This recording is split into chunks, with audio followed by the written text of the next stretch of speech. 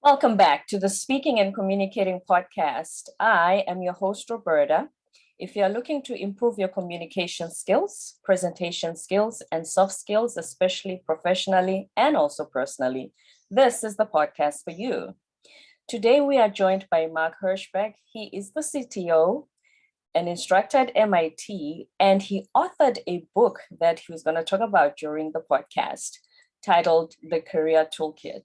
And before I go any further, please help me welcome Mark. Hi, Mark. Good to have you here. Hi, thanks for having me on the show. It's my pleasure to be here.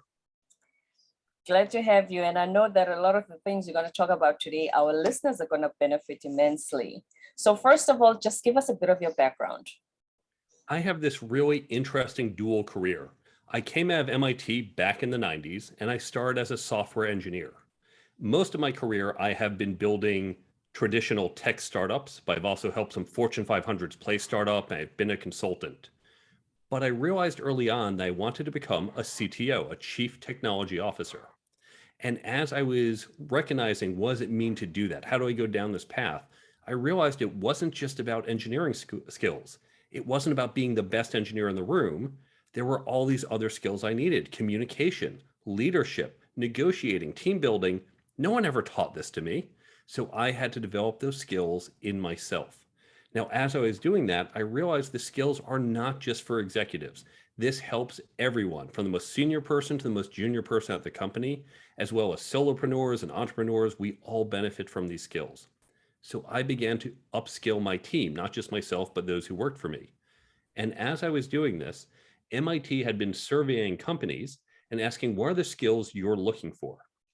They got the same results. They got the same answers: communication, leadership, team building, not just for MIT grads, by the way, not just for college students, but everyone. Companies want these skills in everyone, from new grads to experience in all different fields. They couldn't find it either. So MIT wanted to put together a program, now referred to as the Career Success Accelerator program at MIT, in which they could instill this in our students. When I heard about that, I reached out. I said, I've developed content for my team. I'm happy to share with you. But instead of just taking the content, they said, please help us create more. So I helped create the program, and then they asked me to teach. So in parallel to a few decades of building tech startups, I've also been teaching at MIT for over 20 years, and now the speaking, the book, and the app that goes along with professional skill development.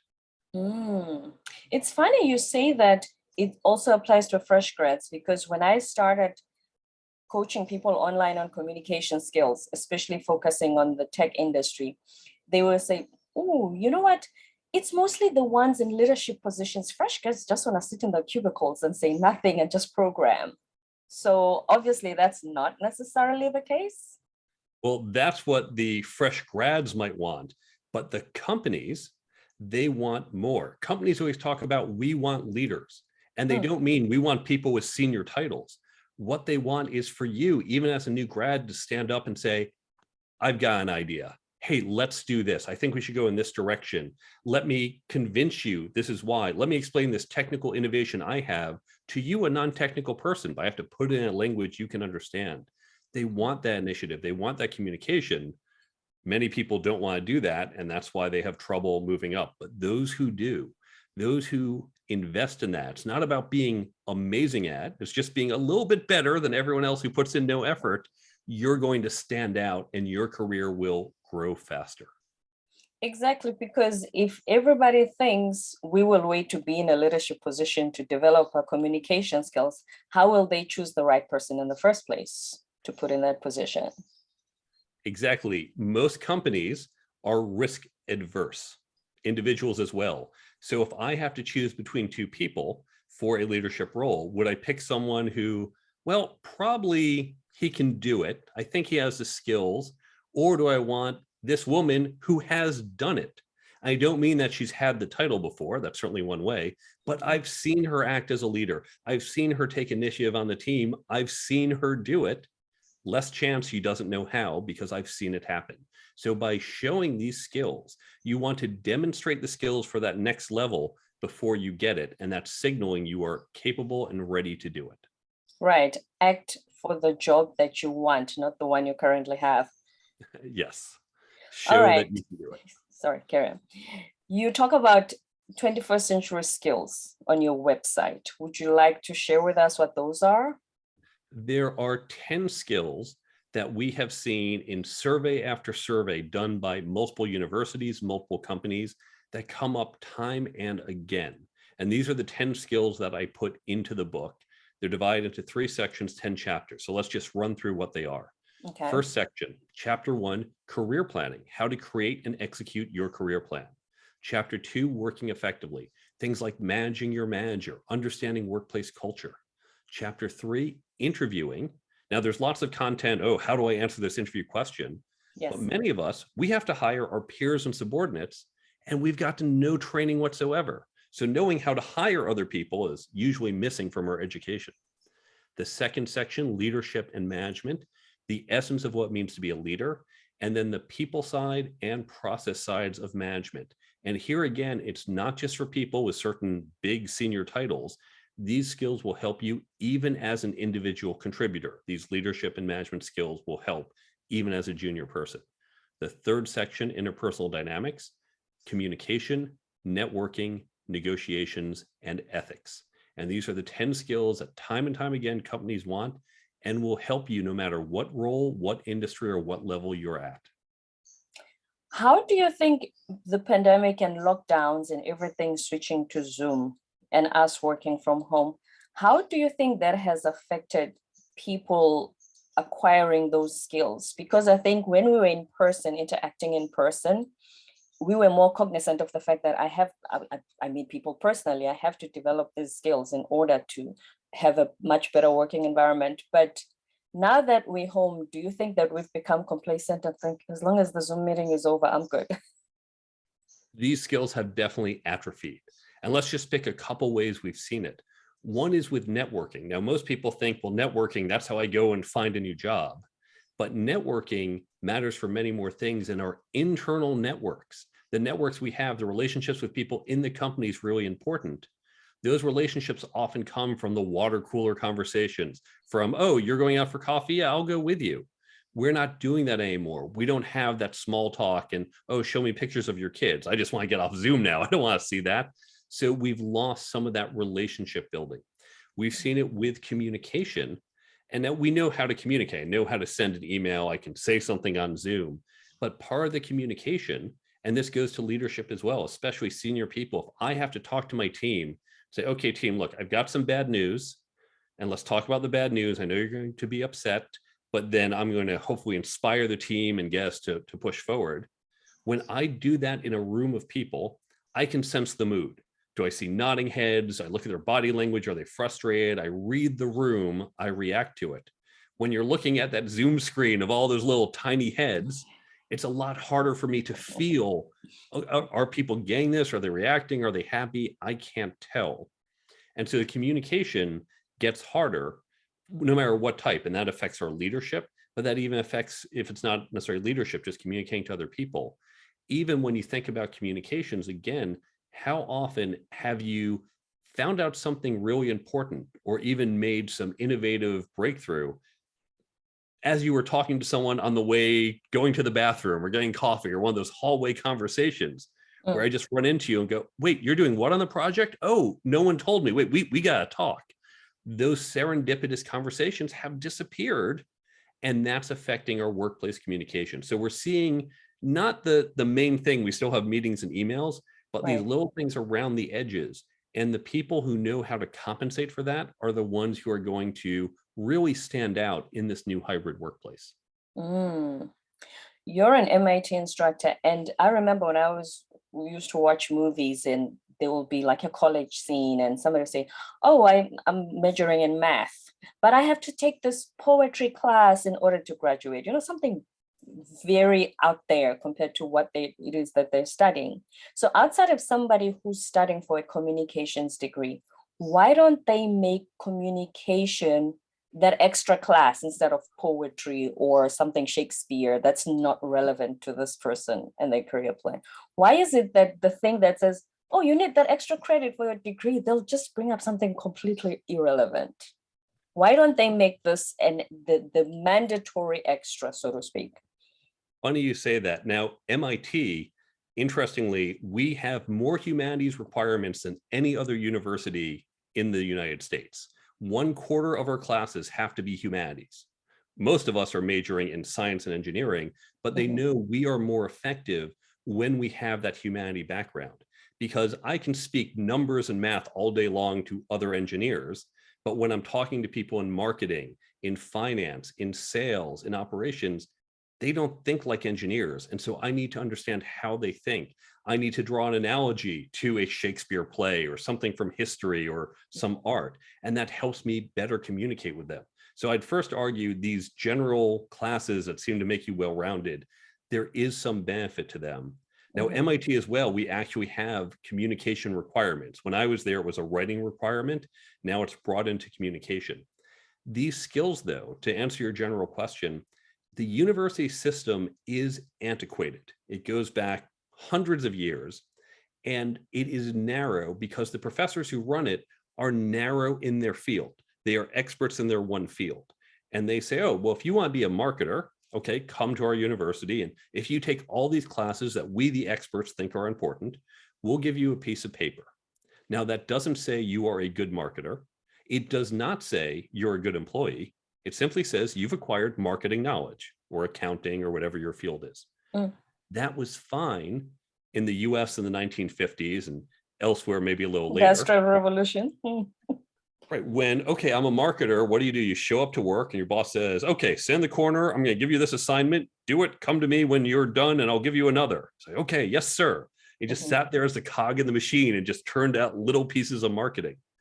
But when we think about today's companies, you're not the cog in the machine. You're no longer waiting for your boss to assign you work. Your boss expects you to take initiative. You're working with flatter teams, less middle management. The teams are cross-functional. Your boss no longer knows more than you. We think about, we'll take marketing. The boss who might be in her 40s says, okay, TikTok, you 24-year-old, go figure out TikTok. I don't know this. So our bosses rely on us to do things and know things that she or he may not do. So now it's not just about, well, I can be that cog and do it. I have to think broader. I have to work with this other team. And these are the skills not taught at universities. It's going to be another few decades before it finally gets into the university system that, yes, we need to focus as much on these skills as the technical skills, technical being engineering or marketing or subject history. matter expertise. Discipline, yeah. Yeah, that's right. Because that's what I'm saying. I find it funny that you say every company requires this, but if you don't graduate from an actual communications degree, most likely you graduated without having attended a single class that is teaching one of these curriculums. And then when it comes to hiring people, you touched on it earlier. How would you know that, other than the subject matter expertise, that this person, what are some of the probing questions you can ask to find out if this person, in addition to that, they have their soft skills? Obviously, everybody's a work in progress, but they have their soft skills on point. Well, first, let's recognize some people don't even know how to assess subject matter expertise. I likened it to learning to drive. Imagine if you said to your teenager, okay, you're 16 now or whatever age they happen to be eligible to drive. You say, okay, well, you're 16. I know you've seen me drive. You've been in the car. You get, steering wheel turns it. So 16, here you go. Here are the keys to the car. Best of luck. Go out and drive. We would never hand the keys to someone untrained. That's insanity. Oh. And yet, what do we do in our workplace when we talk about people are our most important asset? Oh, well, how do we find the most important asset? Say, hey, you've been in an interview before, right? Yeah, I think I saw you in one. Here are the keys to the door. Go talk to this candidate. See if you can find the best person for the job. That's what we do, and it is crazy. So we need to be more intentional. We need to train people how to interview, how to assess this. Now, to what you're asking, it's important to understand it's not just about those domain skills. Yes, you need to see those, but then you also need to figure out what are the other skills you want. We never put this in job descriptions. We never talk about it. Or if we do, I see people say, oh, strong leadership skills. Or works well with people. They usually, the last bullet point is works well with people. After they list it, you must know how to program, you must do this, computers, works well with people. And so That's it. what does that mean? Now, works well with people could just be, hey, you're fun to be around. You know, we're going to have some late nights and we'd like someone who's fun. It could be, we're all a bunch of jokers in this company. And if you're just very straight-laced, you're not going to fit into that culture. It could be, by the way, we've got a couple folks on our team, they're really difficult. We need someone who can handle difficult people. Those are all useful skills, but at any particular job, one of those might be more important than others, but Mm-hmm. we're not being intentional about it. And so we need to be intentional and say, what are these professional skills, these soft skills that we need for this role? What type of leadership, communications, what type of teammate?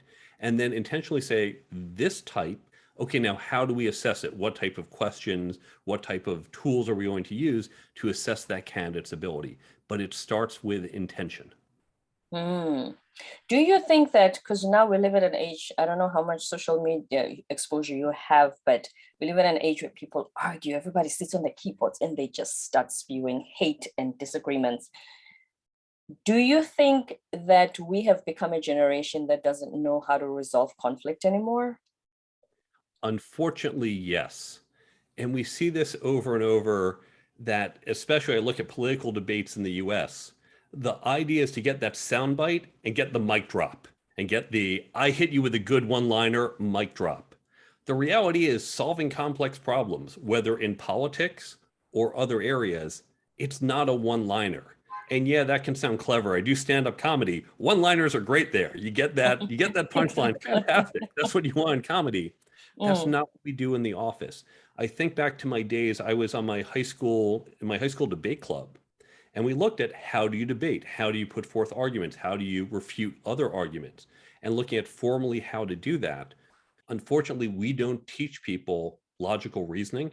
We don't teach them how to debate, how to disagree, how to criticize perhaps your argument or position, and not you personally.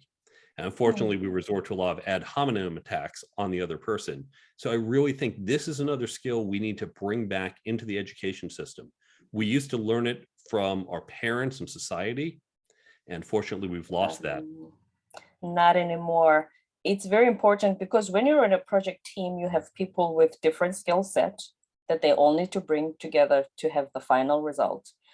But there's going to be clashes. We're human. There's going to be disagreements. There's going to be, Mark, I was waiting for your part of the report and you sent it to me late. And now the boss, I'm in trouble.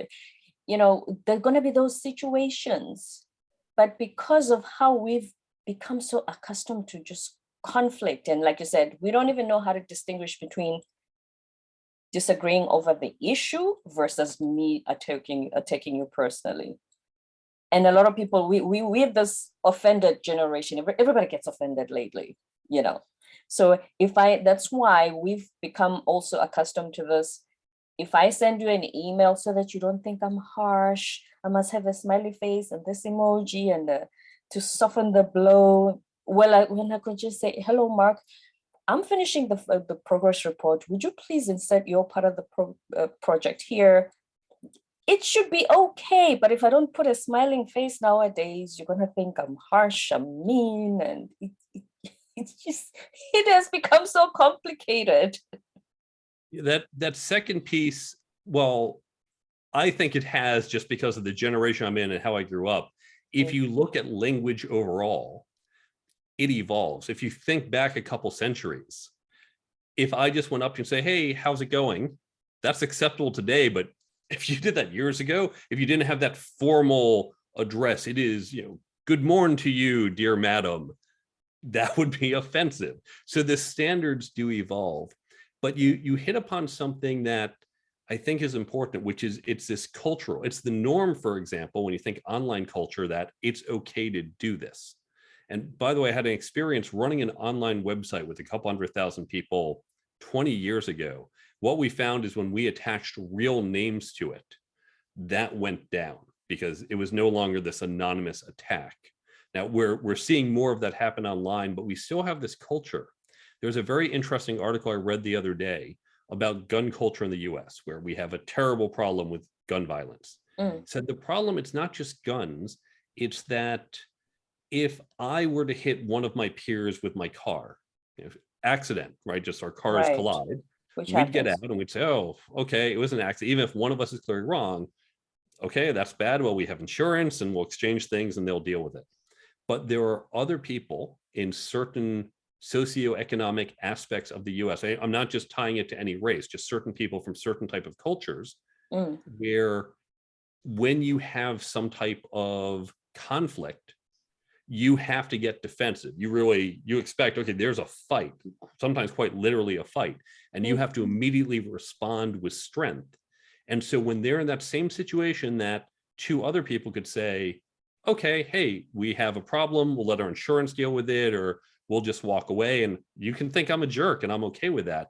They're in situations where they can't just have someone think they're a jerk, or they can't rely on some other type of resolution. They have to move to hostility. And then hostility with a gun leads to problems.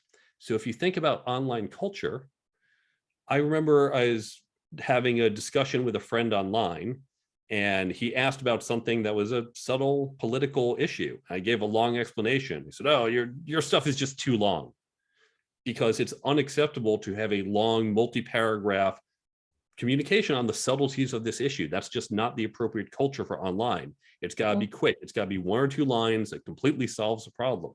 And it's okay to jump to the verbal violence online. That's acceptable in that community. So we're reinforcing these behaviors, and we have to move away from that and lead to, no, we have other tools when we have a conflict, but it's going to be a difficult change. Certainly going to be difficult. Do you think, just one last question before we wrap up, do you think that part of the onboarding process, especially because not every university offers these tools like MIT does, do you think part of the onboarding should emphasize the soft skills and the conflict resolution and the communication? 100%. This should be part of all university curriculums, whether it's research-based or expecting you to go out and get a job afterwards. I'd even encourage starting to explore this at the high school level. You might Mm, be able to get a few of these maybe in the middle school level, but certainly at the high school and definitely at the college level. And there are additional skills. Now, these are more life skills, things like conflict resolution. Personal finance is one that we hear often, teaching people basic personal finance. It's another skill we used to get from our parents that is no longer generally being taught. And so we have people coming out without the fundamental skills. Once our parents dropped the ball, I mean, generally holistically societal parents, school did not pick it up. And that's created a shortcoming in our training and education. disclaimer, because I'm not a parent, I know they do the hardest job in the world. Speaking of parents, also all the teaching starting at home, what about the actual communication skills and conflict resolution as well? Because I'm wondering, if we have so many keyboard wearers and everybody just being conflict driven, do you think there's something at home that is no longer being done compared to previous generations? I do think that as well. I know when I was a young kid, my parents would always say, use your words. When I was 4 or 5 and I'd slam the door or storm, they taught me, use your words. And I was very fortunate. I have wonderful parents who really taught me some skills. Now, as wonderful as they are, there were other skills they didn't teach me. They didn't teach me how to network, for example. Mm, Most parents don't. So I had to learn some of these skills on my own. But we can't rely on parents doing it. Yes, they should. They should teach all of this and more, but they should also perhaps teach calculus and history. no, We say, you know what? You can't rely on the parents to teach this. alone. Mm. We should outsource some of this to professionals, and we call them teachers in the school system that can do it more efficiently and effectively than our parents. And perhaps some of these skills as well, especially because our parents don't always have them, should also be included in this outsourced education that we call schooling. And speaking of networking, would you just to touch on it again, when you don't have these skills and you don't acquire them, that's one of the things that's going to be very challenging for you. You know, when people network, they communicate. You don't just hand out your business cards and keep it moving. You actually must let people like you, trust you, want to work with you. But if you don't talk, why would they feel that way about you and want to work with you? You know, so Very when it true. comes to networking, yeah, if just something quickly that you want to share on that point. Well, you're right. Most people get it wrong. They think it's just handing out cards. That's really Mm, relationship building.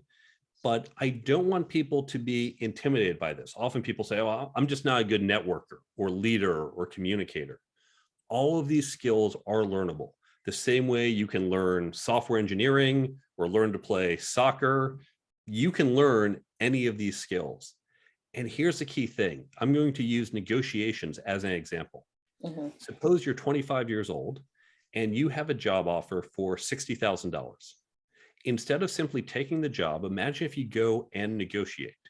Now you're not doing a big push. You just get $1,000 more, 60 to 61,000.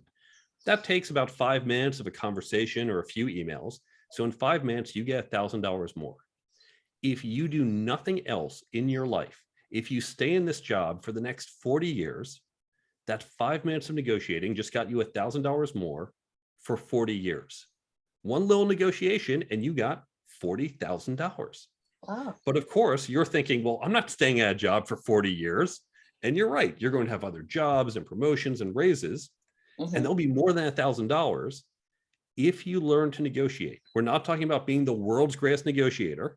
We're just talking about getting a little bit better. You can add tens of thousands, even hundreds of thousands of dollars to your lifetime earnings. Now, we're just talking about negotiating your compensation. You, of course, negotiate with suppliers and customers and coworkers all the time. But the key thing is it's not about a big, oh, I doubled my salary. It's about getting a little bit better and getting that return. Now, Mm-hmm. here's the big secret. I use negotiations because we can do the math. We can do $1,000 times 40 years. If you get a little bit better at communicating or networking or leadership or any of these skills, no one's going to say, oh, you're a better communicator, here's $1,000 more. But they will say, hey, we want you on this project. They will say, you stood out during the interview process. It will lead to more opportunities, which will lead to more success and money. So getting just a little bit better at any of these skills is going to produce this massive ROI, this incredible return on investment for your career. So don't think, oh, I'm never going to be as good as that person on the stage. You don't have to be. You just have to be a little bit better than the other people around you.